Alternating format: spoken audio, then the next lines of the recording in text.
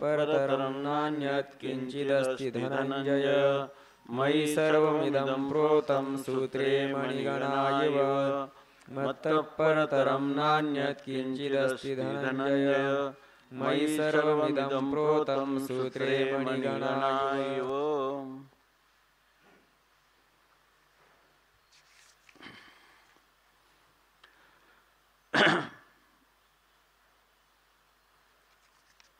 प्रस्तुत सप्तम अध्यायाच्या प्रारंभाला भगवान परमात्मा अर्जुनाला सांगत आहेत की ज्याचं चित्त पूर्णपणे माझ्या ठिकाणीच आसक्त झालेलं आहे, म्हणजे ज्याचा विषय मी आहे, आणि अशा रीतीनं योगमिंजन जो या ठिकाणी माझी भक्ती करत आहे आणि मदाश्रय आणि ज्यांनी माझा आश्रय केलेला आहे, असा जो पुरुष आहे तो जेणेकरून अंतःकरणात एकही त्याचा संशय राहणार नाही, अशा प्रकाराने परिपूर्ण रूपाने त्याच्या स्वतःच्या स्वरूपाचं वर्णन त्याला मी सांगणार आहे.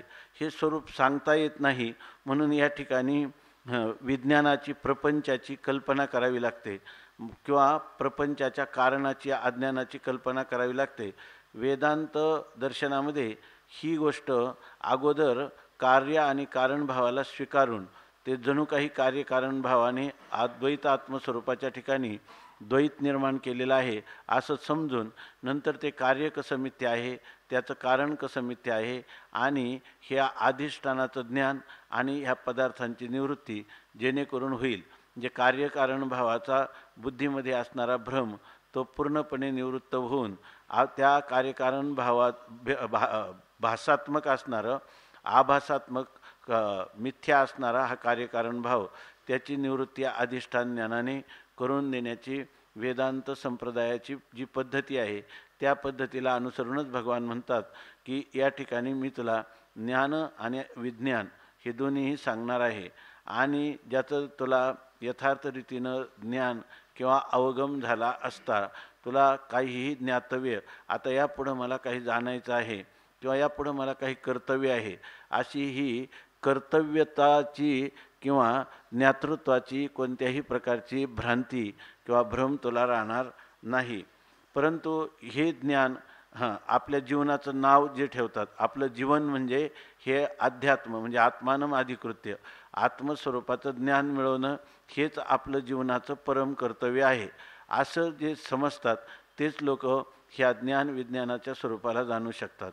म्हणून आपल्याकडं पद्धत आपलं परंपराच असे सांगते की संन्यस्य श्रवणम करूयात, अगोदर सर्वसंग परित्याग करावा आणि मगच ह्या ब्रह्मात्मैक्य ज्ञानासाठी आपण प्रेरित व्हावं. याचा अर्थ साधन चतुष्टय संपन्न असणाऱ्या पुरुषालाच हे ज्ञान होतं, इतरांना हे ज्ञान होत नाही असं स्पष्ट वेदांताचं म्हणणं आहे. आणि त्याचप्रमाणे भगवानसुद्धा म्हणतात की या मार्गामध्ये काही वेळेला आपाततः सत्संगती सत्शास्त्राचं श्रवण करीत असताना मोक्षफलाविषयी मनुष्याच्या अंतःकरणात अभिलाषा किंवा जिज्ञासा निर्माण होऊ शकते, आणि त्या जिज्ञासेपोटी बरेच लोक ह्या अध्यात्मज्ञानामध्ये प्रवृत्त होतात. परंतु ह्या प्रवास अत्यंत कठीण आहे आणि ह्या प्रवासाला अधिकारीच पाहिजे. तसं पाहिलं तर आस्थेच्या महापुरी रिगताती कोटीवरी परिप्राप्तीच्या पहिलं तरी विपाहिला निघे. या आपातता केलेल्या श्रवणाने जिज्ञासेने किंवा कुतूहलाने अनेक लोक प्रवृत्त होतात, परंतु शेवटपर्यंत मोक्षफलापर्यंत जाणारे फार विरळे असतात असं सांगतात. आता भगवंतांनी जी प्रतिज्ञा केली की तुला ज्ञानम तेहम सविज्ञानम इदम वक्ष्याम्य शेषतः यज्ञात्वा नेह भूयोन्य ज्ञातव्यम अवशिष्यते.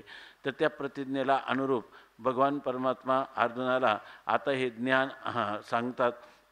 ज्ञान सांगत असताना पहिल्यांदा विज्ञानाचंच कथन करावं लागतं. मग कारण विज्ञान हे जोपर्यंत विज्ञानाच्या आत्मस्वरूपाच्या ठिकाणी असिद्धी होत नाही किंवा त्या विज्ञानाची निवृत्ती होत नाही, जसं शेवाळाची निवृत्ती होत नाही तोपर्यंत पाण्याची प्राप्ती नाही. म्हणून हे विज्ञान म्हणजे प्रपंच, हा प्रपंच जोपर्यंत आत्मस्वरूपाच्या ठिकाणी द्वैत रूपाने भासणारा प्रपंच हा निवृत्त होत नाही तोपर्यंत आत्मस्वरूपाचं यथार्थ ज्ञान होत नाही. आणि म्हणून अगोदर आगंतुक असणाऱ्या ह्या विज्ञानाबद्दलच सांगायला परमात्म्याने प्रारंभ केला. आणि त्याच्यामध्ये 8-10 भिन्न भेदभावाला प्राप्त झालेली भूमिरापो नलो वायू खम मनो बुद्धिरेवच अहंकारम इति यम्मे भिन्ना प्रकृतिरष्टधा आणि अपरेयमितस्त्वन्याम. आणि ही जी प्रकृती आहे तिला 8-10 प्रकृती असं म्हणतात, पण ही प्रकृती अपरा आहे, निकृष्ट आहे. पण जेणेकरून जीवभूताम महाभावो येदम धार्यते जगत, तर संपूर्ण ह्या प्राणीमात्रांना धारण करणारी अशी माझी जी पराप्रकृती आहे, तर ही पराप्रकृतीच्या द्वाराच हे संपूर्ण जगत धारण केलं जातं, एकाच सूत्रामध्ये ठेवलं जातं असं सांगतात. पण ह्या दोन्ही प्रकृती ज्या आहेत त्या दोन्ही प्रकृती माझ्याच आहेत. एतद् योनीनी भूतानी सर्वानित्योपधारय अहम कृष्णस्य जगतः प्रभवाः प्रलयस्तथा. यामध्ये सांगतात की ह्या दोन प्रकृती जी आहेत त्या प्रकृतीपासूनच हे सगळे प्राणीमात्र निर्माण झालेले आहेत. आणि हे ज्या प्रकृती आहेत त्या ह्या प्रकृतीच्या द्वाराच ह्या जगताचा उत्पत्ती करता आणि लय करता प्रलय करणारा मीच आहे. म्हणजे जगताची उत्पत्ती, स्थिती आणि लय हे सर्व माझ्या ह्या दोन प्रकृतीच्या द्वारा मी करत असतो. या ठिकाणी जड असणाऱ्या जी प्रकृती आहे, म्हणजे याच्यामध्ये वैशेषिक न्यायिकांनी मानलेला जो परमाणुवाद आहे त्याचंही खंडन केलेलं आहे. म्हणजे त्याच्याहून हे तत्त्वज्ञान जे आहे ते वेगळे आहे, त्याची व्यावृत्ती करून या ठिकाणी सांगितलेलं आहे की या परमाणुवाद नाही, स्वभाववाद नाही किंवा स्वतंत्र प्रकृतीवाद सुद्धा नाही. या ठिकाणी ईश्वरवाद सांगितला. जगताची संगती सांगत असताना ह्या प्रकृतीचा हा परिणाम आहे आणि हा ब्रह्मस्वरूपाचा विवर्त आहे. किंवा या ठिकाणी ब्रह्म आणि माया यांच्या आध्यासिक तादात्म्य संबंधापासून त्या मायेमध्ये पडलेलं ब्रह्माचं जे प्रतिबिंब आहे त्या प्रतिबिंबासहित, म्हणजे माया हा अधिष्ठान चैतन्य आणि त्याचं पडलेलं प्रतिबिंब या सर्वांना मिळून ईश्वर भाव होतो. आणि व्यष्टी अज्ञान किंवा अंतःकरण आणि व्यष्टी अज्ञान किंवा अंतःकरण उपहित चैतन्य आणि त्याचं त्या मायेमध्ये व्यष्टी अज्ञानामध्ये किंवा बुद्धीमध्ये अंतःकरणामध्ये पडलेलं प्रतिबिंब याला मिळून जीवभाव निर्माण होतो. जिथं आता पुढं जाऊन उत्तम क्षरपुरुष, अक्षरपुरुष आणि उत्तम पुरुष सांगितलेले आहे, त्याच प्रकारचं या ठिकाणी जीवभाव, ईश्वरभाव आणि जगतभावाचं प्रतिपादन करण्यात भगवंताचा मनोदय आहे. आणि त्याप्रमाणे इथं सांगितलं की मी करता, याचा अर्थ हे जे जड असणारं विश्व आहे तर हे जड असणारं विश्व, या विश्वापासून परमात्मा हा भिन्न आहे. आणि तो परमात्म्याच्या ह्या परा आणि अपरा प्रकृती ह्या दोन्ही उपाधी आहेत. आणि त्या उपाधीच्या द्वारा परमात्माच ह्या सर्व विश्वाचं निर्माण करतो. म्हणून परमात्माच सर्वांचं निमित्त कारण आहे हे प्रभव शब्दाने सांगितलं. आणि उपादान कारण आहे हे प्रलय शब्दाने सांगितलं. म्हणून मीच ह्या सर्वांची उत्पत्ती आणि प्रलय मीच आहे. उत्पत्ती आणि प्रलय यांचा साक्षी पण मी आहे आणि उत्पत्ती प्रलय यांचं स्वरूप पण मी आहे. म्हणजे जो ज्या दृश्याचा द्रष्टा असतो तो द्रष्टा हा दृश्याहून भिन्न असतो. आणि तो भिन्न असणारा द्रष्टा जर कुठं त्या ठिकाणी दृश्यरूपाला प्राप्त होत असेल तरी याचाच अर्थ असा आहे की त्या दृश्य हे मिथ्या आहेत. आणि त्या मिथ्या दृश्याच्या सापेक्ष आलेलं त्याचं दृष्टेपणही मिथ्या आहे. तो केवळ स्वयंप्रकाश स्वरूप असा केवळ द्वैत विवर्जित, द्वैत निरपेक्ष, उपाधी निरपेक्ष अशा प्रकारचं त्याचं केवळ अवाच्य स्वरूप आहे. आणि ते जीवाचंही तात्विक स्वरूप आहे, ईश्वराचंही तेच तात्विक स्वरूप आहे, ज्याला ब्रह्मस्वरूप असं म्हणतात. त्या ब्रह्मस्वरूपामध्येच स्थिती झाल्याशिवाय पुरुषाला कोणालाही मोक्ष प्राप्त होत नाही, संसार बंधनातून मुक्तता प्राप्त होत नाही. ही गोष्ट सांगत असताना भगवान सांगतात की हे सर्व जे आहे ते माझ्या वाचून दुसरं काहीही या विश्वामध्ये नाही. सर्व कारणांचं मूळ कारण मीच आहे. कारण आहे म्हणजे खरं मी कसं आहे, अधिष्ठान आहे.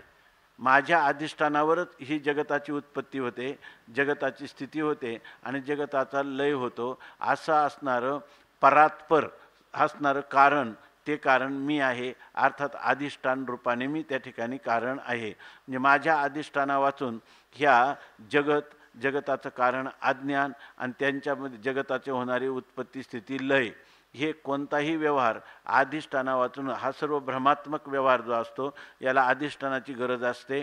निरधिष्ठान भ्रम कधी होत नाही. अशा प्रकारचं चिंतन भगवंताला या ठिकाणी सांगायचे.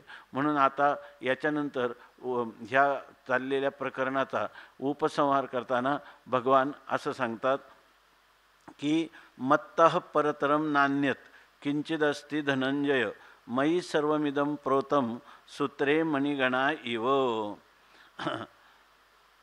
हे धनंजय, मत्तः परतरम अन्यत किंचित न अस्ति सूत्रे मणिगणः इव मयि इदं सर्वं प्रोतं. हे धनंजय, हे धनंजया, हे अर्जुनाला धनंजय हे भगवान संबोधन देतात. तर धनम जयती ती धनंजया, या पूर्णपणे धनावर जो विजय मिळवतो, स्वामित्व मिळवतो त्याला म्हणतात धन. इथलं धन कोणतं आहे? परमार्थ महाधन. पुरुषाच्या इच्छेचा विषय काय आहे? मोक्ष आहे की नाही. आणि त्या मोक्ष ज्याने प्राप्त करून घेतलेला आहे त्याला म्हणतात की मोक्षश्री संपादन केलेला हा धनंजय आहे. मोक्षरूपी धन प्राप्त केलेला, की ज्या मोक्षामध्ये हा मनुष्याला हा शेवटचा जन्म आहे, पुन्हा त्याला जन्म नाही आणि मरण नाही. येण्याची शरीरे, शरीरा येणे सरे अशी स्थिती असणारा हा धनंजय त्याला म्हणतात. बाबा रे, तुला हे अध्यात्म धनावरच विजय मिळवला पाहिजे, ते आपल्या स्वाधीन करून घेतलं पाहिजे असं सांगतात. हे धनंजय, मत्तः परतरम अन्यत किंचित नास्ति. मत्तः म्हणजे माझ्याशिवाय, परतरम म्हणजे माझ्यापेक्षा अधिक श्रेष्ठ असणारं, किंचित न अस्ति असं कोणतीही वस्तू नाही. म्हणजे सर्व वस्तूंमध्ये श्रेष्ठ वस्तू कोण आहे? मीच आहे असं सांगतात. आणि सूत्रे मणिगणाः इव. सूत्रे म्हणजे एखाद्या दोऱ्यामध्ये ज्याप्रमाणे मणिगण म्हणजे मण्यांचा समूह जसा एखाद्या दोऱ्यामध्ये प्रोतम म्हणजे या ठिकाणी ओवलेला असतो. म्हणजे एकच दोऱ्यामध्ये अनेक मणी जसे ओवलेले असतात त्याचप्रमाणे इदम सर्वम मयि प्रोतम, त्याप्रमाणे हे सर्व माझ्यामध्येच अनुष्यूत आहे किंवा मीच ह्या सर्वांमध्ये अनुष्यूत आहे, भरलेला आहे. म्हणजे जसं दोऱ्यामध्ये मणी ओवलेले असतात त्याचप्रमाणे माझ्यामध्येच हे सर्व जगताची ओवण माझ्यामध्येच आहे. जसं दोऱ्यानेच मणी अनेक आहेत पण एकत्र बांधून कोणी ठेवले? दोऱ्याने ठेवले, एकत्र त्यांचा समूह. त्याप्रमाणे ह्या विश्वामध्ये असणारे जे नानात्व आहे, पंचमहाभूत, 3 शरीर किंवा काही व्यष्टी समष्टी, संपूर्ण प्रपंच, हा संपूर्ण प्रपंच मयी प्रोतम माझ्यामध्ये ओवलेला आहे. म्हणजे माझ्यामध्येच याची ओवण आहे किंवा मीच या सर्वांमध्ये अनुष्यूत आहे. म्हणजे माझं सद्रूप आणि चिद्रूप असणाऱ्या माझं जर यांना अधिष्ठान नसतं तर ह्या पदार्थांना अस्तित्व, सत्ता किंवा त्यांचा ज्ञान याचा कोणताही व्यवहार झाला नसता. मग जर माझ्या वाचून हे पदार्थ स्वतंत्र रीतीनं सिद्ध होत नाही तर याचा अर्थ हे पदार्थामध्ये संपूर्ण हे जे पदार्थ आहेत हे संपूर्ण पदार्थ मीच झालेलो आहे आणि यांचं अधिष्ठानही मीच आहे. जर मी नसले तर ह्या पदार्थांचं ज्ञान नाही, ह्या पदार्थांचं सत्ता नाही. म्हणजे याचा अर्थ काय झाला? सत्ता धन्याची की जी मायबाप, सगळी सत्ता कोणाची आहे? माझीच आहे. म्हणजे सत्ता किंवा सद्रूपता हे माझं स्वरूप आहे, चिद्रूपता हे माझं स्वरूप आहे, माझं अद्वय हे माझं स्वरूप आहे. म्हणून या ठिकाणी द्वैताची सत्ता आणि स्फुरण तुम्हाला होत असतं. द्वैताचं ज्ञान आणि द्वैताची सत्तेचा आभास, हे द्वैत म्हणून कोणी पदार्थ भासतो याचं कारण काय आहे? ह्या सर्वांचा अधिष्ठान किंवा ह्या सर्वांचं मूलभूत कारण जन्माद्यस्य यतः या रूपाने मीच आहे असं सांगतात. म्हणून म्हणतात की मयि सर्वमिदं प्रोतम सूत्रे मणिगणा इव. आता यानंतर भगवान ज्ञानोबाराय या श्लोकावर सांगतात, हे रोहिणीचे जळ तयाचे पाहता येजे मूळ तै रश्मी नवती केवळ होयते भानू. जसं एखादा सोनारा असतो, त्या सोनाराला दागिने बनवतो. परंतु आणि आपण जो दागिने खरेदी करायला जातो त्या किंवा कधीकधी आपले काही दागिने मोडतात आणि त्याच्या मोबदल्यात पैशाचा मोबदला घेतात. परंतु या ठिकाणी सोनाराची नजर काय असते की ते सोनं किती कसाचं आहे आणि किती तोळा आहे त्याप्रमाणे त्याची किंमत करायची. सोनाराला त्या ठिकाणी फक्त सुवर्णाची नजर असते. त्याला हे अलंकार कोणते आहेत, त्या ठिकाणी बाजूबंद आहेत का कंकण आहे याच्याशी त्याला काही कर्तव्य नाही. त्याचं वजन काय आहे आणि त्याचा दर्जा काय आहे, त्याचा कस काय आहे, ते 100 नंबरी सोनं आहे का किंवा त्याच्यामध्ये काही डाग किंवा हिनकस भाग मिश्र केला आहे का, हे पाहून तो त्या सोन्याची किंमत ठरवत असतो. परंतु आपल्याला नजर काय आहे, अलंकाराची नजर आहे. आपल्याला ते जे वेगवेगळे अलंकार दिसतात पण त्या सुवर्णकाराच्या दृष्टीनं त्याच्यामध्ये त्याला सोनंच दिसतं. तसं हे जे तत्त्वज्ञ पुरुष आहेत त्यांच्या दृष्टीनं सर्व यद अयम आत्मा, सर्व काय आत्माच आहे असं त्यांच्या प्रतीतीला येत असतं. आणि तुम्हाला आम्हाला मात्र ते वेगवेगळ्या व्यक्ती किंवा पदार्थ त्या पदार्थामधला भेद स्वगत, त्या आपल्याला कोणताही पदार्थ दिसला की त्याच्यामध्ये भेद आहे असं दिसतं, त्याच्यात स्वगत भेद आहे. जसं आपल्या शरीराच्या ठिकाणी एकच शरीर आहे परंतु मुख वेगळं, मान वेगळी, पाय वेगळे, हात वेगळे, स्वगत भेद वाटतो. किंवा जरी सजातीय पदार्थ असले, वृक्ष आहे तर आता सगळे वृक्षच आहेत परंतु आपल्याला त्या ठिकाणी स्वगत आपलं सजातीय भेद वाटतो. एका जातीचे जरी असले तरी आंबा म्हणजे लिंब नाही, लिंब म्हणजे जांभळ नाही, अशा प्रकारचा आपल्याला भेद वाटतो. सजातीय भेदाची आपल्याला आपल्या जीवनाचा जेवढा व्यवहार चालतो ते स्वगत भेद मानून चालतो, सजातीय भेद मानून चालतो. किंवा कधी कधी विजातीय भेद मानतो आपण. वृक्ष आणि पाषाण यांच्यामधला भेद आहे की नाही, तो विजातीय. वृक्षाच्या ठिकाणी वृक्षत्व जाते, पाषाणाच्या ठिकाणी पाषाणत्व जाते. या दोन्हीमुळं त्याच्यामध्ये भेद आहे असं आपण म्हणत असतो. किंवा या ठिकाणी आपल्या जीवनामध्ये भेद स्वीकारल्याशिवाय हा व्यवहार होत नाही, म्हणून व्यवहारात सगळे भेद मानण्याची पद्धत आहे. त्याचं या ठिकाणी आता सांगितल्याप्रमाणे जो तत्त्वज्ञ आहे त्या तत्त्वज्ञाच्या ठिकाणी व्यावहारिक जरी भेद असला तरी तो व्यावहारिक भेद काय आहे, कल्पित आहे. आणि वास्तव त्याच्यामध्ये काय, सर्वांमध्ये आत्माच आहे. म्हणून ज्याच्या वातून त्या पदार्थच सिद्ध होत नाही त्या पदार्थ श्रेष्ठ म्हणायचे का त्याचं अधिष्ठान श्रेष्ठ म्हणायचं? अधिष्ठानच श्रेष्ठ आहे. म्हणून भगवान म्हणतात की मत्त परतरम नान्यत किंचित असते, माझ्याशिवाय दुसरं काहीच नाही. मी नसेल तर ते पदार्थ नाहीत. ते पदार्थ आहेत तेव्हा माझी त्यांच्यामध्ये अनुशुद्धता आहेत आणि ते पदार्थ नसले तरी माझ्या विशुद्ध स्वरूपात मी आहेत. यासाठी वेदांतामध्ये उदाहरण दिलं जातं नेहमी की कीर्तनातही आपण ऐकतो. तो सोनाराकडे एक मनुष्य गेला, अतिशय दुष्काळ पडला आणि त्याला उपासमार होऊ लागली. म्हणून त्याच्याजवळ जे काही सोनं होतं ते सोनं म्हणजे काय तर तो दत्त भगवंताचा पुजारी होता आणि म्हणजे आराधना करणारा होता. आणि त्याच्या पूजेमध्ये सुवर्णाचेच सर्व अलंकार होते दत्ताला घालण्याचे. नंतर दत्त पण सोन्याचाच होता आणि त्या दत्ताची कुत्री पण सोन्याचीच होती. तेव्हा तो त्या शेवटी नाईलाजाने आपल्या प्राणाचं पोषण करायचं म्हणून तो ते सोनाराकडे घेऊन गेला मोडण्यासाठी. त्या सोनाराला विचारलं त्यांनी याची किंमत काय होईल, तर त्यांनी सांगितलं पहिल्यांदा दत्ताची मूर्ती जी होती ती दत्ताची मूर्तीची किंमत त्यांनी सांगितली की या काळामध्ये या मूर्तीची किंमत 5,000 रुपये होते.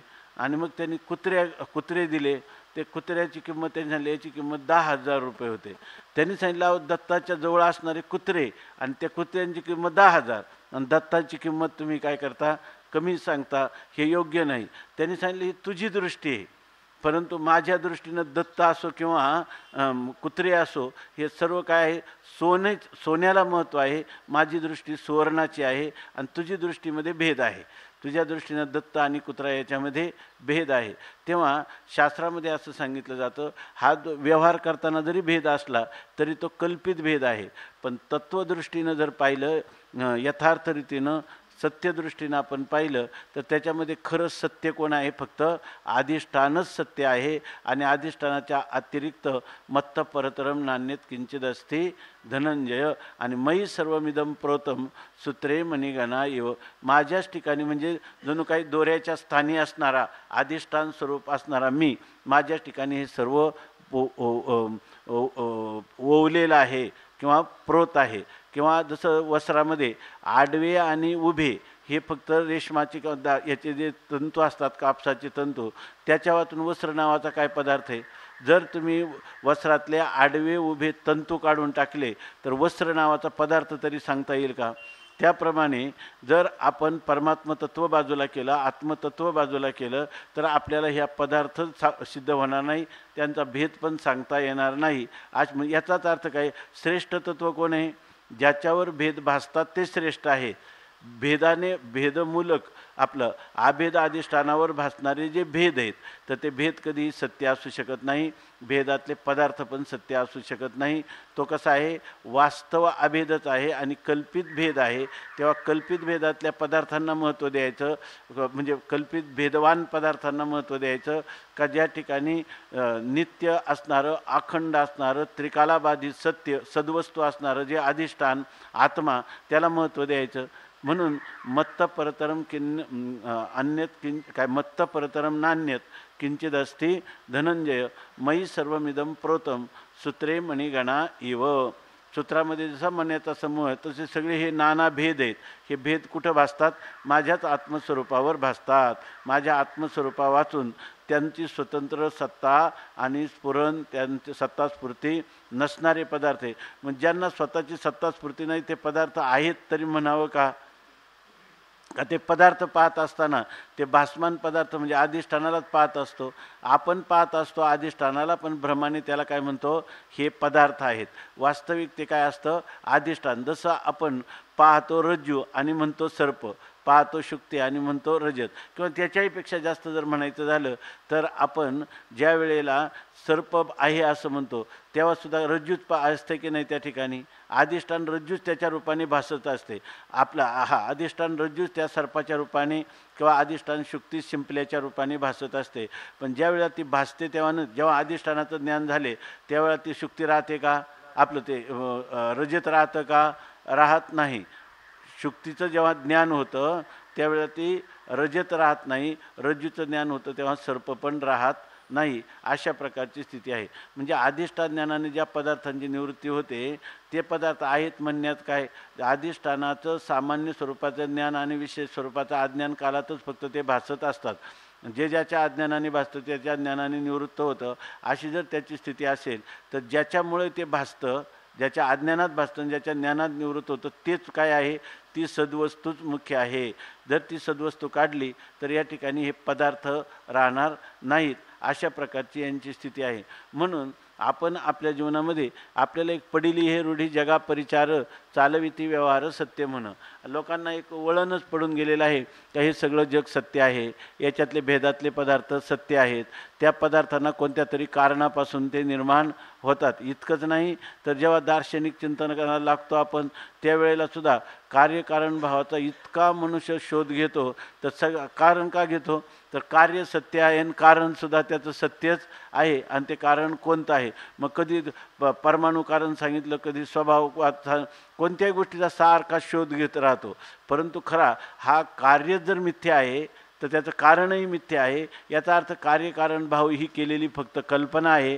आणि कार्यकारण भावाची कल्पना ज्याच्यावर भासते ते अकल्पनाख्य आहे, त्याच्या ठिकाणी कोणताही विकल्प नाही. अशा प्रकारचं आपलं स्वतःसिद्ध आत्मस्वरूप आहे ही गोष्ट काही लक्षात येत नाही. आणि त्याच्यामुळं जीवनामध्ये कितीतरी काळाचा अपव्यय का होतो, तर कार्यकारण भाव सत्य मानल्यामुळं. हे सगळं मोठं जग आलं कुठून. माणसाला ईश्वरवाद सिद्ध केला तरी वाटतं की आपण परमपुरुषार्थालाच प्राप्त झालो. या वास्तविक या ठिकाणी वेदांताला ईश्वरवादाची सिद्धी करायची का, वेदांताला की एकमेवाद्वितीय ब्रह्मस्वरूप सांगायचे, पण तिथपर्यंत आपली मजल जात नाही. याचं कारण काय आहे की या भेदाला सत्य समजून सगळे भेद आपल्याला शास्त्र सांगतं की जीव आणि ईश्वराचं याच्यामध्ये जीवाने ईश्वराची आराधना केली पाहिजे, उपास्य उपासक भाव त्याच्यामध्ये असला पाहिजे. असं वाटतं की नाही. जगत आणि जगताचं कारण असणारं प्रकृती याच्यामध्ये कार्यकारण भाव आहेच आहे. मग त्याच्यामध्ये इतकी माणसाची बुद्धी गहाण ठेवल्यासारखी होते का जड असणारी प्रकृतीसुद्धा स्वतंत्र रीतीनं जगत निर्माण करते इथपर्यंत राहत नाही. तर बंध आणि मोक्षसुद्धा प्रकृतीच देते हा सांख्यांचा सिद्धांत आहे की नाही. किंवा या ठिकाणी ब्रह्माविषयीची परोक्षतेची भ्रांती ठेवून आणि आत्मस्वरूपाविषयी परिच्छिन्नतेची भ्रांती सोडून तदाद्रष्टू स्वरूपे अवस्थानम असं म्हणून निर्विकल्प समाधी हाच काय आहे अध्यात्म जीवनाची परिसीमा आहे असं मनुष्याला वाटतं. त्यासाठी हा जोपर्यंत वेदांत विचार आपल्यासमोर येत नाही तोपर्यंत अशा चुकीच्या धारणा ज्या आहेत अपसमज जे आहेत ते सगळे तसेच्या तसेच राहतात. गीतेमध्ये जर आपण ह्या ज्ञानोबरायांच्या पदांचा वेध घेतला वचनाचा वेध घेतला तर याच्यामध्ये बऱ्याचशा आपल्या असणाऱ्या धारणा कशा चुकीच्या हे आपल्याला कळतं. किंवा हेच अपौरुषेय वेदाचं कसं मनोगत आहे ह्या गोष्टी आपल्याला भगवत कृपेने किंवा हे वारंवार स्वाध्यायाने ह्या गोष्टी आपल्या अंगवळणी पडू शकतात. नाहीतर याला दुसरा कोणताही उपाय नाही. म्हणून आता जे पुढं जे सांगणार आहे तेच आत्ता सांगितलं, मागं जे सांगितलं तेच आता सांगितलं. हे अभ्यासांगाने एकच गोष्ट ब्रह्मसत्य आहे, जगन मिथ्या आहे आणि जीव ब्रह्मरूप आहे हेच गीता किंवा ज्ञानोबराय वारंवार आपल्याला सांगत आहे. हे सांगत असताना या ठिकाणी सांगतात की कसं ते आपल्याला सांगतात की हे रोहिणीचे जळ म्हणजे काय. रोहिणी मुहूर्तामध्ये माध्यान्नाच्या वेळी जे आपल्याला पाण्याचा भास होतो ज्याला आपण मृगजळ असं म्हणतो त्याला म्हणतात रोहिणीचे जळ. तयाचे पाहता येजे मूळ. आता त्या प्रखर सूर्यप्रकाशामध्ये भर दुपारी आपल्याला मृगजळाच्या लाटा दिसतात. त्याचं मूळ काय आहे, हे पाणी येतंय कुठून असं जर आपण विचार करायला लागलो तर आपल्या विचारात काय कळतं. तेही जर आपल्याला थोडं शास्त्र परिचय असेल, विज्ञानाचा जर परिचय असेल तर त्याचं मूळ काय आहे तर ते रश्मी. त्याचं मूळ कोण कारण आहे. रश्मी म्हणजे सूर्यकिरण. रात्री मृगजळ दिसतं का, नाही, दिवसा दिसतं. दिवसा का दिसतं तर सूर्याचे प्रखर किरण आणि उखर भूमी किंवा बराड भूमी यांचा जेव्हा संबंध होतो तेव्हा मृगजळ आपल्याला प्रतीत येतं. म्हणजे खरं कारण कोण आहे, याचं कारण रश्मी आहेत म्हणजे सूर्यकिरण आहेत असं आपल्याला वाटतं. पण सूर्यकिरण जे आहेत ते सूर्यकिरण खरे मृगजळाला कारण आहेत का, नाही. ते रश्मी नव्हती, सूर्यकिरण हे त्या मृगजळाचं कारण नाही. केवळ ते भानू होय. खरं कारण कोण आहे, सूर्य कारण आहे. कारण काय आहे, जर ते सूर्यकिरण स्वतंत्र असते आणि एखाद्या वेळेला सगळे सूर्याची अनंत किरणं आहेत आणि सूर्याची अनंत किरणं दिवसभर राहतात आणि संध्याकाळी काय होतं, सूर्य जेव्हा अस्ताला जातो त्यावेळेला त्यातल्या काही किरणांना असं वाटलं की आज आपण मुक्काम करू, आहे की नाही, आपण मात्र इथंच राहू आणि ह्या काही किरणांना जायचं ते जाऊ द्या. की त्यांना राहता येईल का, मूळ सूर्याशिवाय त्यांना अस्तित्वच नाही.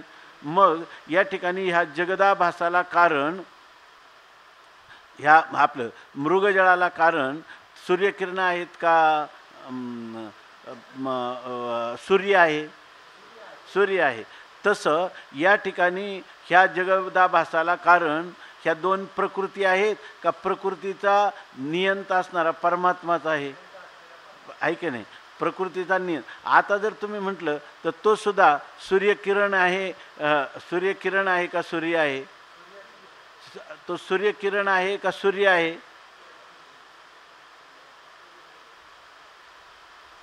म्हणजे आम्ही असं म्हणतो की ईश्वराने या ठिकाणी ह्या संपूर्ण जगताची उत्पत्ती केली असं आम्ही जेव्हा म्हणतो तेव्हा आपल्या तत्वचिंतनाची परिपूर्ती झाली असं म्हणता येईल का.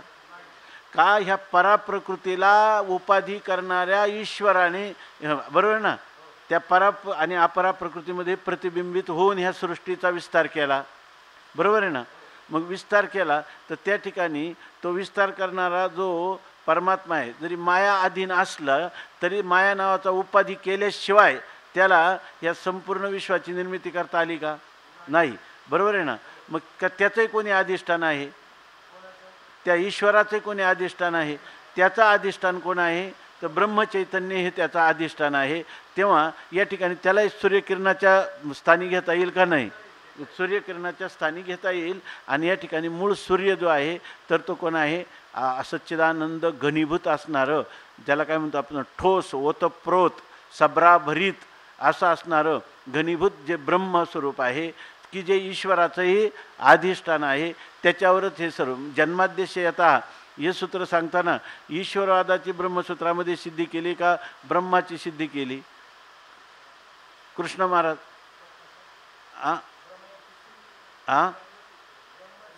कुठे येते? ब्रह्मसिद्धी केली आहे की नाही त्याच्यामध्ये?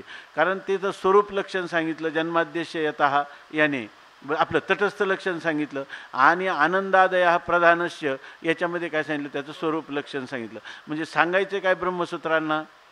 उपनिषदाचं जे काही समन्वय सांगायचं आहे तो समन्वय कुठे आहे? ब्रह्म स्वरूपाचं चिंतन. नाही तर त्यासाठी अध्यास भाष्य करून त्या अगोदर एवढं विस्ताराने सांगून त्या ब्रह्मस्वरूपाची सिद्धी करायची, ईश्वर स्वरूपाची सिद्धी करायची नाही, जगताची करायची नाही. आणि जगताचं मूळ कारण ईश्वर आहे किंवा प्रकृती आहे हे सुद्धा सांगायचं नाही. जो काही त्याला काय म्हणतो कार्यकारणातीत असणारं जे तत्व आहे ते तत्व खरं ह्या कार्यकारण भ्रांतीचं अधिष्ठान आहे. आणि ते तत्व का तुम्हाला परोक्ष नसून ते काय आहे? अपरोक्ष रूप असणारा तुमचा आत्माच ते तत्व आहे हे सांगण्यासाठी वेदांत प्रवृत्त झालेला आहे. म्हणून इथं माऊली सांगतात, हे रोहिणीचे जळ तयाचे पाहता ये जे मूळ तै रश्मी नव्हती केवळ होय ते भानू. ते काय आहे? केवळ कोण आहे त्याचं कारण? मृगजळाला कारण कोण आहे? का विश्व हे मृगजळ आहे का? ह्या मृगजळाचं कारण केवळ परमात्मा ब्रह्मस्वरूपच आहे. बरोबर ना? हे सांगायचं आहे. ऐके ना, मत्त परतरम नान्यत लोक म्हणतात. भगवान स्वतः सांगतो मत्त परतरम म्हणजे काय? मत्ता हा म्हणजे माझ्याकडं अंगुली निर्देश करून सांगतो, म्हणजे ईश्वर सांगायचं याच्यामध्ये. ऐकी नाही का? नाही ना, याच्यामध्ये ईश्वर सांगायचं नाही. याच्यामध्ये काय सांगितलं? आपला ब्रह्मरूप असणारा आत्मा, हे त्याचं सांगण्याचं तात्पर्य आहे. आता तयाची परिकिरीटी या प्रकृती झाली सृष्टी जै उपसंहरोनी किजेल ठी तई मीचे आहे. तयाची परिकिरीटी, हे किरीटी अर्जुना त्याचप्रमाणे ये प्रकृती झाली सृष्टी, या प्रकृती सृष्टी झाली. ह्या प्रकृतीपासूनच सृष्टी म्हणजे हे जगत उत्पन्न झालेलं आहे. म्हणजे या जगताच्या उत्पत्तीला परिणामी उपादान कारण रूपाने जगताच्या उत्पत्तीला कारण कोण आहे? प्रकृतीच आहे. आणि कोणती प्रकृती आहे? परा की अपरा? दोन्ही प्रकृती. बरोबर ना? दोन्ही प्रकृती उपाधी करून मी ह्या संपूर्ण विश्वाची उत्पत्ती करतो. परंतु जै उपसंहरणी किजेल ठी, मग ते म्हणतात या उपसंहरणी, ह्या सर्वांचा उपसंहार करायचा म्हणजे एकत्र करायचा. एकत्र करायचं म्हणजे सर्वांना एकत्र कसं करता येईल? तर त्यांचा बात करून किंवा त्यांचा लय करून त्यांचा उपसंहार करायचा. म्हणजे तुम्हाला कुठपर्यंत ही पृथ्वी तत्व दिसतंय, तर पृथ्वीचा जलामध्ये, जलाचा अग्नीमध्ये, असा त्यांचा उपसंहार करत गेलं, एकत्रीकरण केले जाय, एकमेकाचा समावेश करीत गेलं की पृथ्वी म्हणजे काय आहे? हे जलाचं कार्य आहे. मग जलाचं कार्य पृथ्वी कुठं लीन होईल? जलामध्ये. आणि जल कोणाचं कार्य आहे? अग्नीचं. म्हणून अग्नी कुठं लीन होईल? आपलं जल अग्नीमध्ये, अग्नी वायूमध्ये, वायू आकाशामध्ये, आकाश मायेमध्ये, आणि माया ब्रह्मस्वरूपामध्ये. आहे की नाही? असं जर आपण पाहिलं तर ह्या मायेपर्यंत त्यांचा केल्यानंतर उपसंहार करून करून कुठपर्यंत जाईल? मायेचा. आणि मग माया आणि माया कार्य यांचा उपसंहार करून ठी म्हणजे त्या ठिकाणी मुक्काम कराल, म्हणजे त्याची समाप्ती कराल. म्हणजे तिथं आता काय आहे? काय त्या निषेधावधीभूत, म्हणजे त्या आता त्याच्या पुढं त्या कार्याचा आणि कारणाचा निषेध करता येणार नाही. म्हणजे सर्व ज्या कार्यकारणाचा निषेध करता येणार नाही, ज्याचा निषेध येणार नाही, सगळं निषेध केल्यानंतर त्याचा निषेधाचा अवधी शेवट उपसंहरणी किजेल ठी, ते काय राहील? ते फक्त आपलं आत्मतत्वच राहील.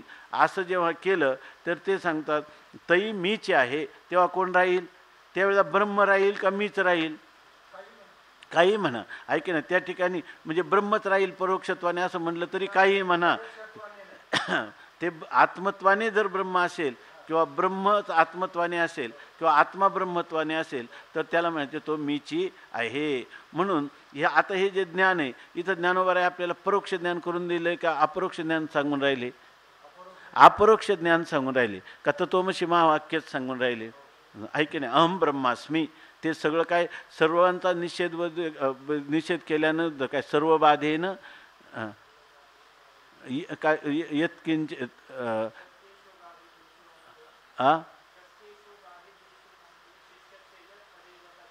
शिष्यते यत तदेव तत्, जे शिल्लक राहतं तेच काय आहे? ब्रह्म. आणि आता हा एक दुसरा श्लोक आहे ना, सर्व बाधेनं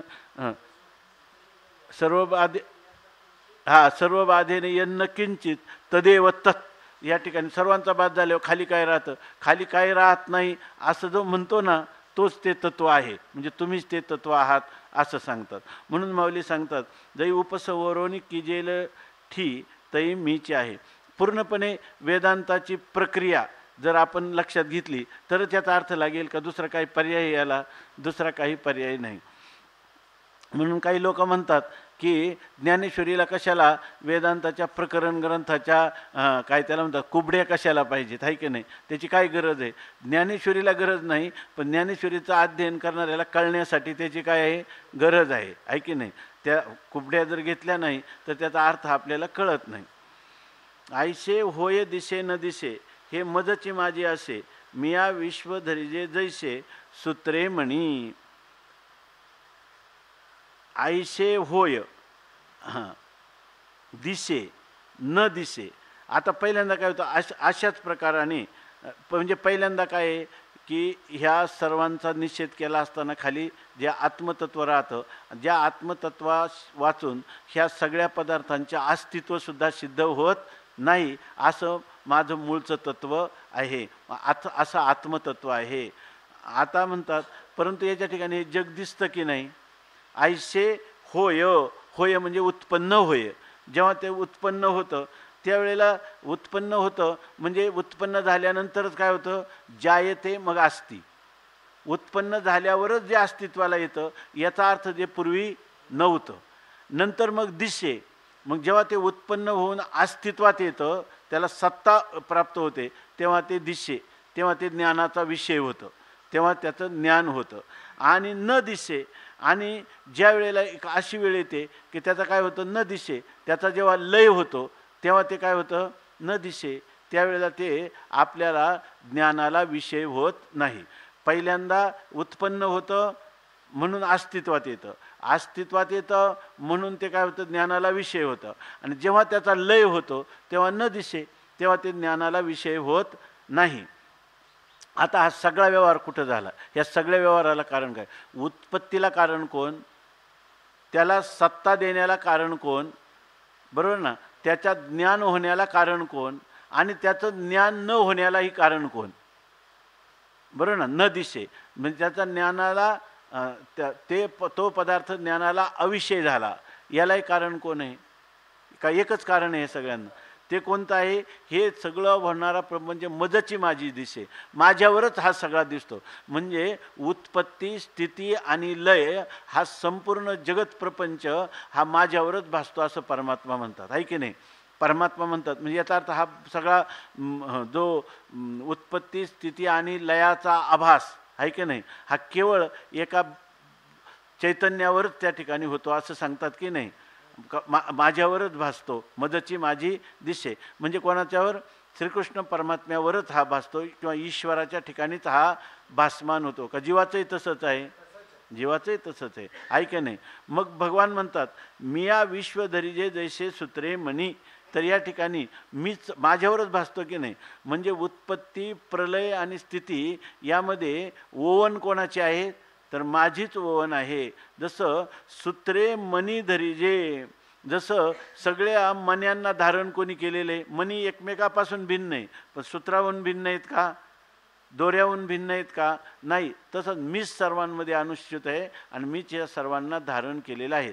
जसं सूत्राने मण्याला धारण केलेलं आहे तसं मिया धरिजे विश्व तैसे, मीच तसं ह्या संपूर्ण जगताला धारण केलेलं आहे. ऐका ना, सकळ जीवांचा करीतो सांभाळ न तुझं मोकलीलं ऐशे नाही. असा सगळा परमात्मा सर्वांचा सांभाळ करत आहे.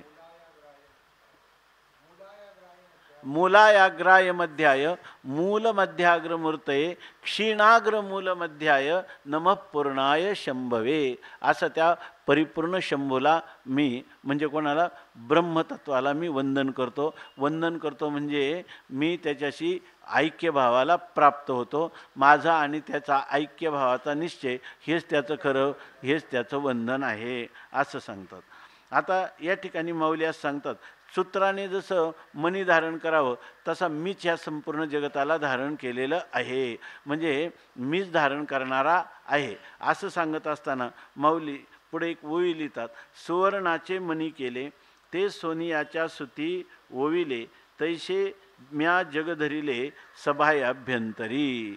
आता हे उदाहरण आहे ना, हे उदाहरण ह्या गीतेच्या जेवढ्या टीका आहेत त्याच्यात ज्ञानोबारायांनी केलेली टीका ही ह्या श्लोकावरची आणि दिलेले हे जे उदाहरण आहे हे अपूर्व आहे असं सगळे लोक म्हणतात वेदांतातही चिंतन करताना.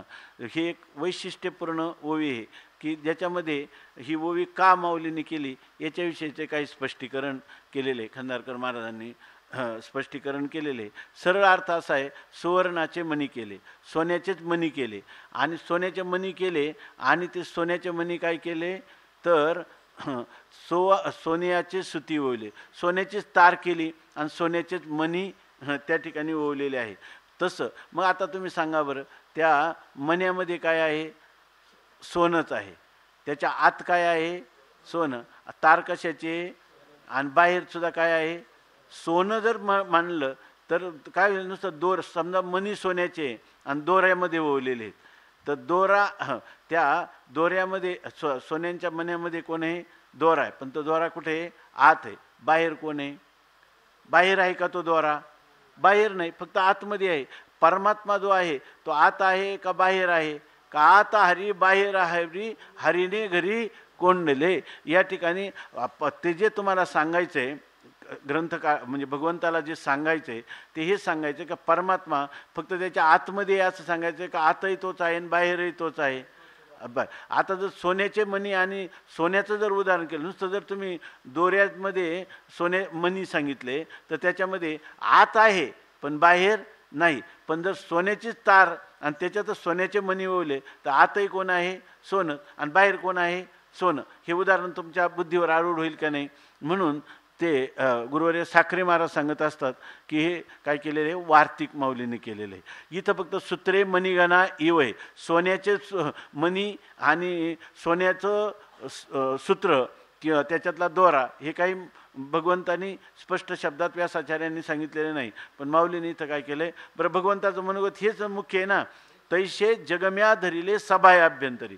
ह्या जगाला मी बाह्य आणि आंतरामध्ये सर्वत्रच मीच धारण केलेलं आहे हे सांगण्यासाठी मग तुम्हाला काय करावं लागेल?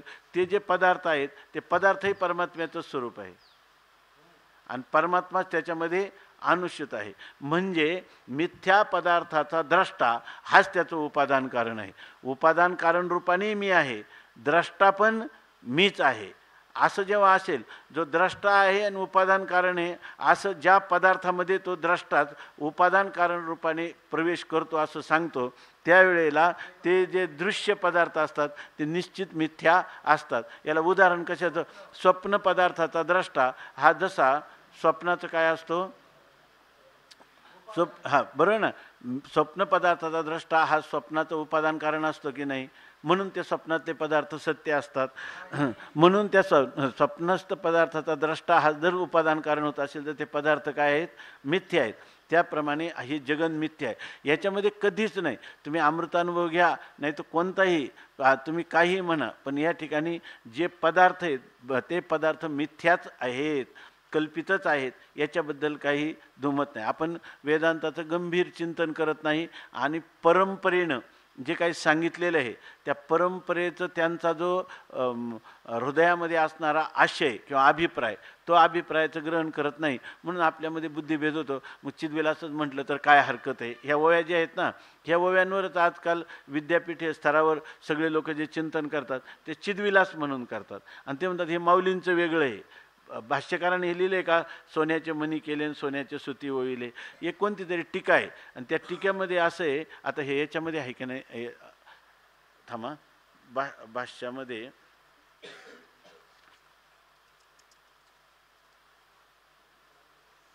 त्याच्यामध्ये असं आहे, एक एक टीका आहे, कोणती आपल्याकडे येणार आहे त्या अष्टटीका आता.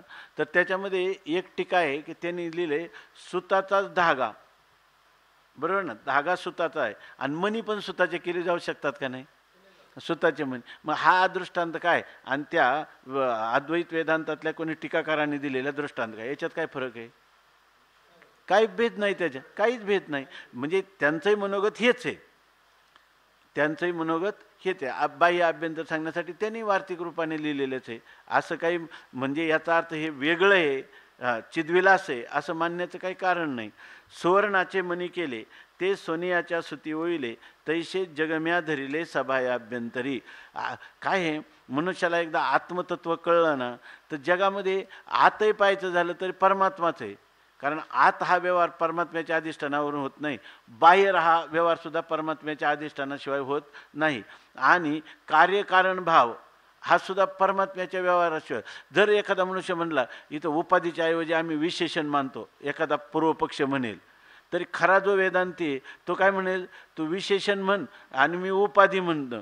तरी उपाधी परमात्माचं आहे, विशेषण हे कोण झालेलं आहे, परमात्माचं. कारण विशेषण दुसरं काही तत्व झालं का, आणि झालं असलं तर मत्त परतरम नान्यत असं म्हणायला वाव आहे का कुठं.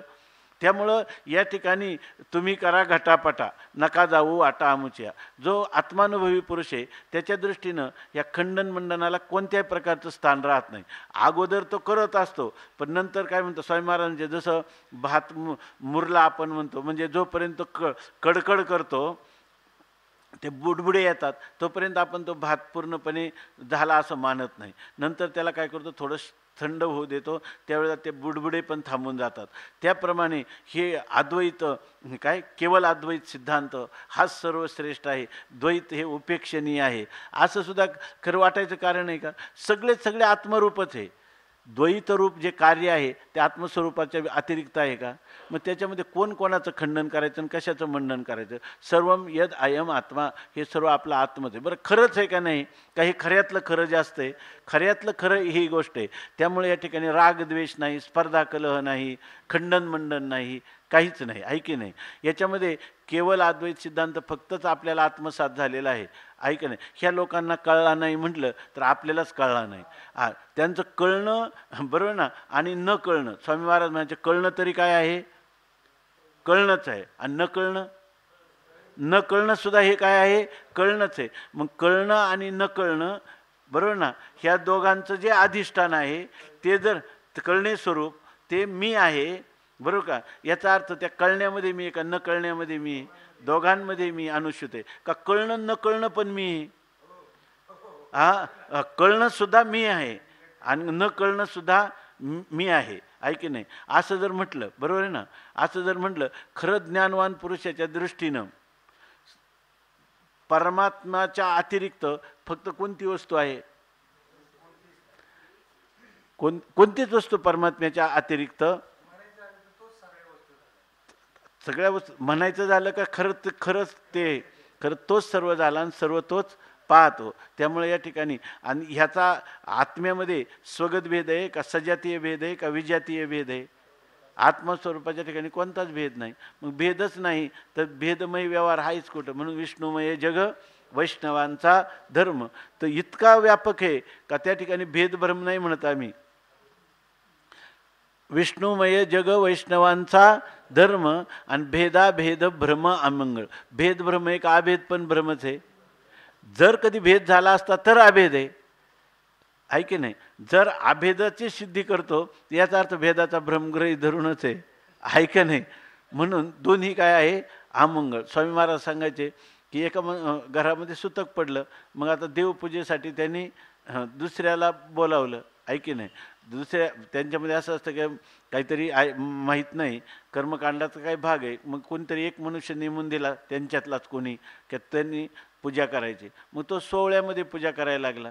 दुसरं त्यांचे पाहुणे आले त्यांना भेटायला, तर तो सोहळ्यातला मनुष्य लागला त्यांना स्पर्श करायला. ते म्हणे शिवू नको म्हणे. ते म्हणे मी सोहळ्यात आहे. ते म्हणजे सोहळ्यात जरी असलं तर यांना सुतक आहे का नाही, आणि तूही सुतकीच आहे. पण हे सोहळं सुद्धा काय आहे, जरी तो सोहळा दिसला तरी खरा तू काय आहे, हे सुतकातलं सोळ आहे म्हणून तू आम्हाला स्पर्श करू नको. तसा केवळ भेदभ्रम घेणं असणारा आम्हाला मान्य नाही का अभेद भ्रम असणारा पण आम्हाला मान्य नाही. आम्हाला मान्य कोणता आहे? विष्णुमय जग. तो मय प्रत्यय कशाचा आहे? स्वरूपाची. विष्णू स्वरूप परमात्मा आहे, विष्णू स्वरूप संपूर्ण जगत आहे असं पान. आणि याला जर तुम्ही चिदविलास म्हणत असाल तर आमचे काही नको आहे का? काही आहे की नाही? म्हणजे ज्याला आपण अन्वयाचं चिंतन म्हणतो, पण अन्वयाचं चिंतन आम्ही कसे म्हणतो? अन्वय व्यतिरेक स्वरूप स्वस्वरूपे विकल्पो नास्ती. तसं भेद आणि अभेद हा स्वस्वरूपामध्ये विकल्प नाही असं समजून जर तुम्ही पार भेदाचा व्यवहार करत असाल तर जितका जितका भेदाचा व्यवहार कराल तर भेद तव तव धुन अभेदासी. फक्त हे सगळं जाणून केलं पाहिजे, आहे की नाही? म्हणून म्हणतात की आता सुवर्णाचे मणी केले ते सोनियाच्या सुती वविले तैसे म्या जग धरिले सभायाभ्यंतरी. आत बाहेर सगळं ह्या विश्वाला मीच धारण केलेलं आहे.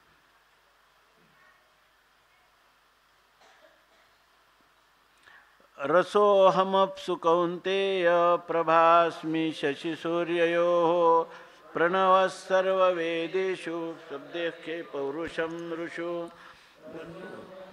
पृथिव्यां च तेजश्चास्मि विभावसौ जीवनं सर्वभूतेषु तपश्चास्मि तपस्विषु रसोऽहमप्सु कौन्तेय प्रभास्मि शशिसूर्ययोः प्रणवः सर्ववेदेषु शब्दखे पौरुषं ऋषु पुण्यो गन्धः पृथिव्यां च तेजश्चास्मि विभावसौ जीवनं सर्वभूतेषु तपश्चास्मि तपस्विषु रसोऽहमप्सु कौन्तेय प्रभास्मि शशिसूर्ययोः प्रणवः सर्ववेदेषु शब्दखे पौरुषं ऋषु पुण्यो गन्धः पृथिव्यां च तेजश्चास्मि विभावसौ जीवनं सर्वभूतेषु तपश्चास्मि तपस्विषु. आता जे काय आत्ता आपण चिंतन केलं हे विचाराच्या माध्यमातून चिंतन आहे का भावनेच्या माध्यमातून चिंतन आहे? विचाराच्या माध्यमातून. विचाराच्या अधिकारी सर्व आहेत का कमी आहे? कमी आहे की नाही? मग भावनेच्या अंगाने सुद्धा काय आहे? शास्त्राचं मनोगत असं आहे, सर्वांना सर्व परमात्मरूप जोपर्यंत वाटत नाही, माझ्या सहित हे सर्व केवळ परमात्माच आहे असा बोध जोपर्यंत होत नाही तोपर्यंत त्या जीवाला खऱ्या अर्थाने मोक्षप्राप्ती होत नाही.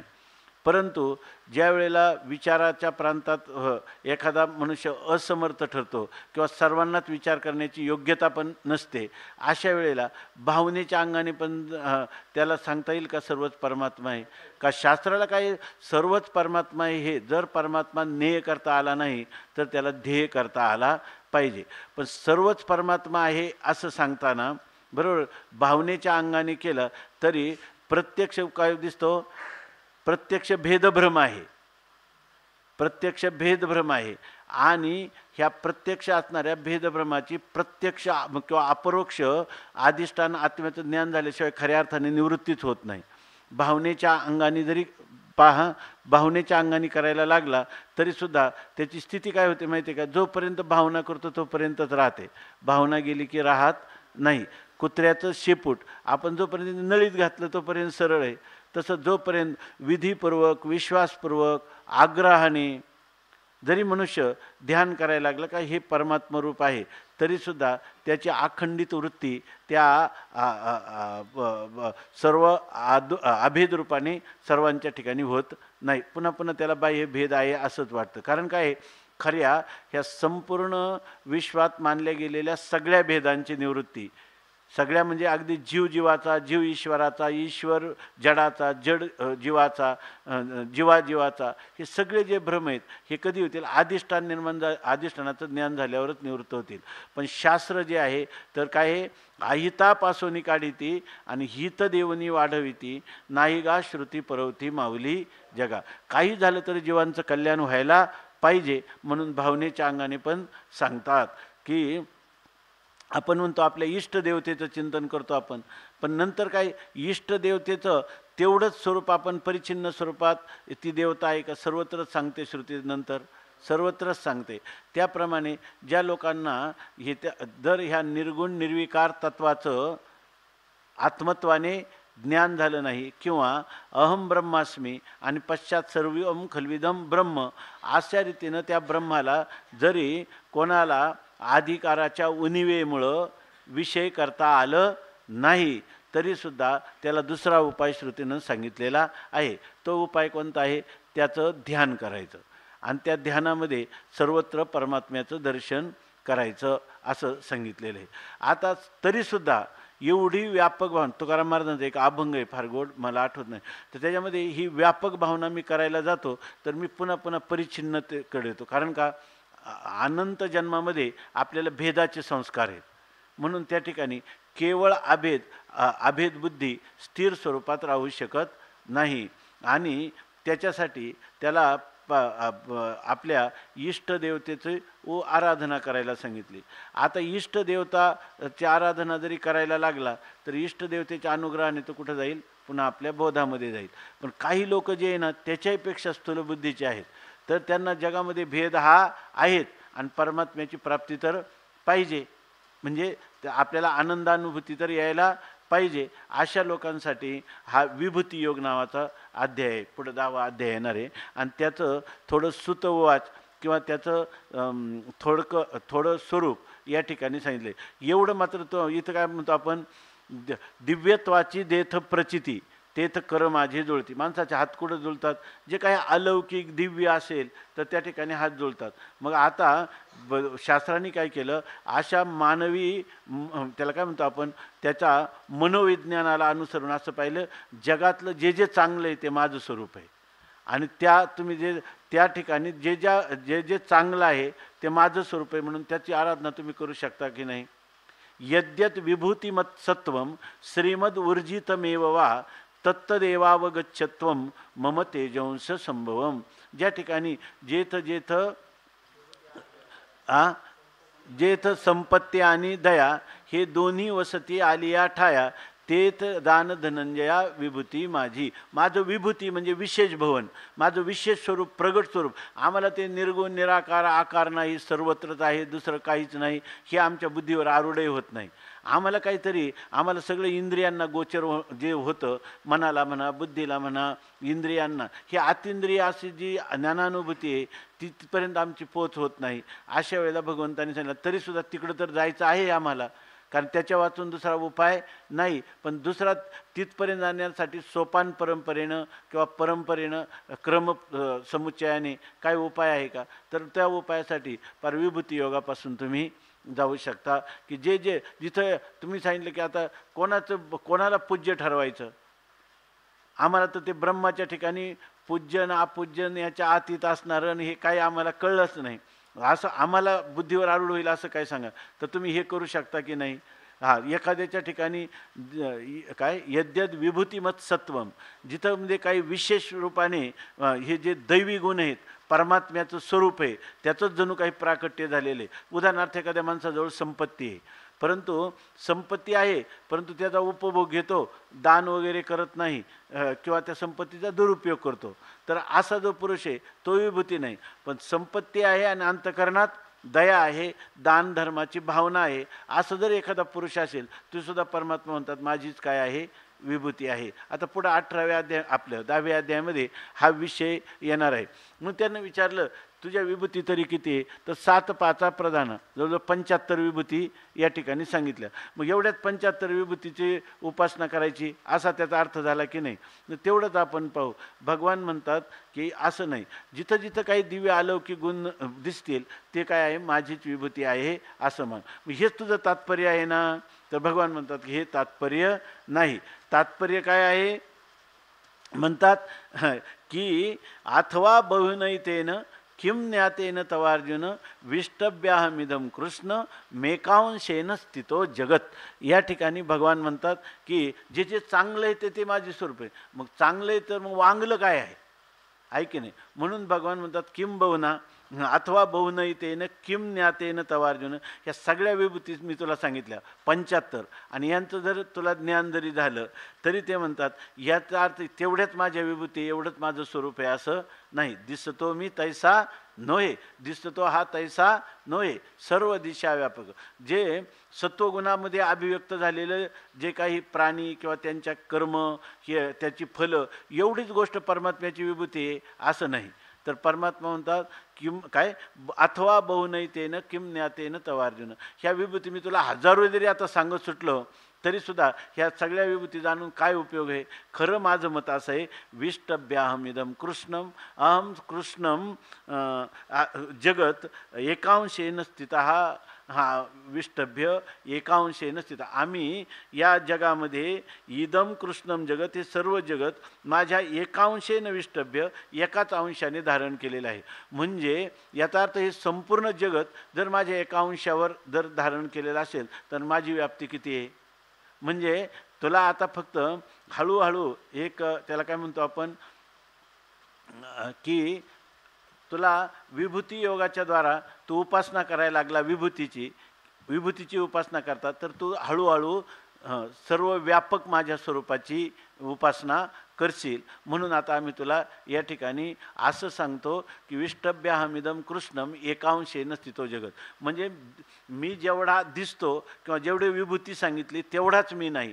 याच्यासाठी जी भयानक असणारी स्वरूप आहेत ती सुद्धा कोणाची आहेत, माझीच आहे. हे सांगण्यासाठी पुढं काय लागलं, विश्वरूप दर्शन सांगितलं. त्याच्यामध्ये अकराळ विक्राळ स्वरूपसुद्धा कोणाची होती, माझीच आहे. किंवा मग अगदी करकटावरी तुळशीच्या माळा, ऐशे रूप डोळा, दावी हरी समचरण सरोजम सांद्र निलांबुदाभम. तेवढंच परमात्म्याचं रूप आहे का हिरण्यकशिपू समोर आला, कंस समोर आला, तोही परमात्म्याचंच रूप आहे. या ठिकाणी केवळ जे जे भेटे भूत आणि ते ते मानिजे भगवंत, हा भक्तियोग निश्चित जाणं माझा. माझी भक्ती करायची तर केवळ एवढं, जे जे काही दुष्ट लोक असतील, चांडाळ असतील, ते सुद्धा कोणाचे रूप आहेत, ती सुद्धा माझीच स्वरूप आहेत असं परमात्मा या ठिकाणी सांगतात. तर हा विषय जो आहे ना, आता याच्यामध्ये विभूती योग आला की नाही, याला 15व्या यातलं उत्तम पुरुष, क्षर पुरुष आणि अक्षर पुरुष त्याचंही वर्णन आलं की नाही, ज्ञानयोग आला की नाही, बरोबर आहे ना. आणि हे उपासना कांडामध्ये भक्तियोग 12वा सगळा आला की नाही याच्यामध्ये, सगळा म्हणजे काय, हा अध्याय जो आहे हा उपासना कांडाचं प्रारंभ करून देणारा तर अध्याय आहे, पण याच्यामध्ये ज्ञान आणि कर्म यांना जोडणारा हा सेतू पण आहे. म्हणून हा अध्याय खूपच चिंतनीय आहे. आणि याच्यामध्ये सगळ्या ओव्या जर म्हटलं म्हणजे ज्याचं आपल्याला चिंतन करायचं आहे, काल आपण पाहिलं की दैवी हेशा गुणमयी मम माया दुरत्यया आणि बहुनाम जन्मनाम अंते याचं भरपूर विस्ताराने वर्णन केलेलं आहे. आणि त्या वर्णनामध्ये भगवान काय सांगतात हे मी तुला पुढं सांगणार आहे. काल आपल्याला ओवी गेली ना की हे जे हा हा हे ते बोलो येईल काय ती ओवी,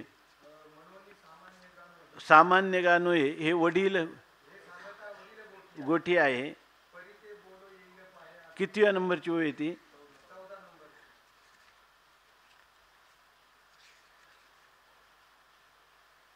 14 नंबरची ओवी आहे, 3ऱ्या श्लोकाची. हां, म्हणजे ज्ञान फार कठीण गोष्ट आहे, ते आपण नंतर सांगू. म्हणजे असं सांगतात, परंतु ती फार मोठी गोष्ट आहे. परंतु आता प्रस्तुत जे आहे ते तुला मी विज्ञानच अगोदर सांगत आहे. म्हणजे विज्ञान पण सांगतात की नाही, तेव्हा विज्ञानाचा विचार आणि ज्ञानाचा विचार सूत्ररूपाने याच्यामध्ये थोड्याच ओव्यांमध्ये पण फार महत्त्वाचा केला आहे. आपण आतापर्यंत थोड्याच ओव्या आपल्या झाल्या, पण त्याच्यामध्ये ज्ञानाचा किती गंभीर विचार केलेला आहे.